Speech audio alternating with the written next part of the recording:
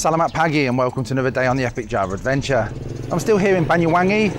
Yesterday I didn't actually do any videoing. I had a rest as I was still pretty tired after the Aegean adventure. So today I'm going to have a little look around Banyuwangi before heading off to Red Island. So let's see what we can find. Now I knew there was a Chinese temple here in Banyuwangi, but I didn't know it was as massive as this. This is the Hutong Bio temple. And it looks really impressive. I'm actually really looking forward to having a look around here. I never realised there's so many Chinese in Banyuwangi. Maybe there's not, maybe we've just got a huge temple. Well, that's something I've never seen before. There's a massive statue of a crab on top of the archway to the entrance of the temple. I'm guessing that's symbolising the local fishing industry or the closeness to the sea. The temple is really huge, but there's very little in the way of other indications that you're in a Chinatown. I didn't see any stalls selling Chinese foods or even any Chinese characters anywhere. There used to be an area containing Chinese food stalls around here, but when I was there, I didn't see any. Such a beautiful temple. It's not that old, I think from the 1980s. It's so colourful. Well, I wish I'd have came here sooner actually. This is such a lovely temple. I'm actually going to regret not being able to come here late at night and see it all lit up with the lanterns and the candles, but there's always next time, I guess. Just opposite the temple there's like a small park containing the Four Faces Buddha statue, which is quite nice.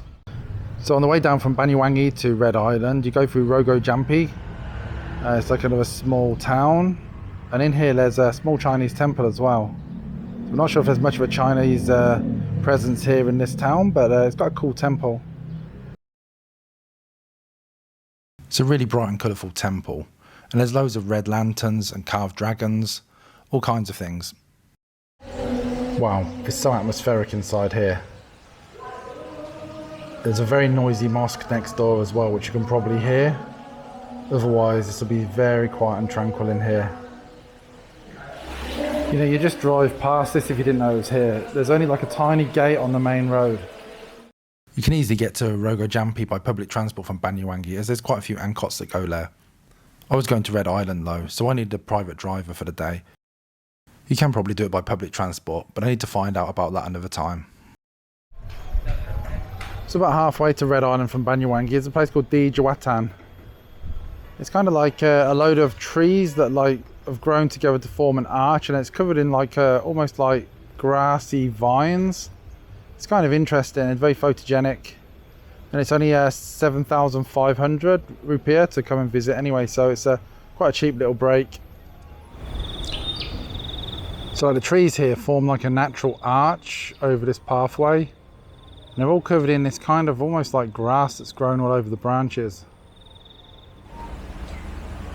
So I arrived here now in a very gorgeous Pulau Merah or Red Island here on the right on the eastern tip of Java, just south of Banyuwangi, about 50 kilometers south of Banyuwangi. It really is lovely here, and I'm really surprised that more backpackers don't make the trip down to here because it's such an amazing bay and beach. It is difficult to get here though, and I think that's probably the stumbling block, but as I said, it's really nice down here. You should give it a try. I guess the main reason for coming to Pulau Merah is for the beach. You can't really miss it. It's at the end of the main street, and you'll soon come across a little ticket kiosk selling the tickets where it's 10,000 rupiah to get onto the beach. As you get to the beach, there's plenty of warungs where you can get yourself some food. A few little shops selling snacks and drinks. So there's Pulau Merah over there, or Red Island, just sticking out from the water. Let's say the beach here is actually massive. It goes on for miles. Well, I've not really got the weather today, but it's still a great place to come.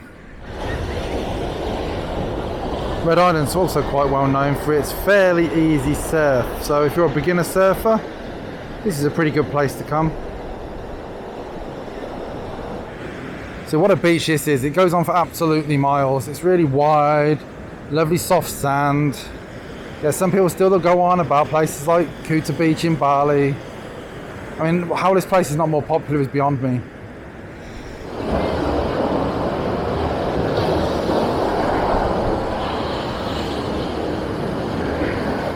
It's not easy getting to Red Island with public transport, but it is possible. You can take a bus from Banyuwangi that will get you most of the way to Red Island, and then from then on you can either take the small minibus or even take an ojek. The area around Red Island is definitely worth a few days of your time though, in my opinion. Tomorrow I'm going to try and get back to Banyuwangi using public transport, so we'll see how easy this is. Well, that's another day over. I'm really tired now, so I'm going to call it a night. So until tomorrow, sampai jumpa lagi.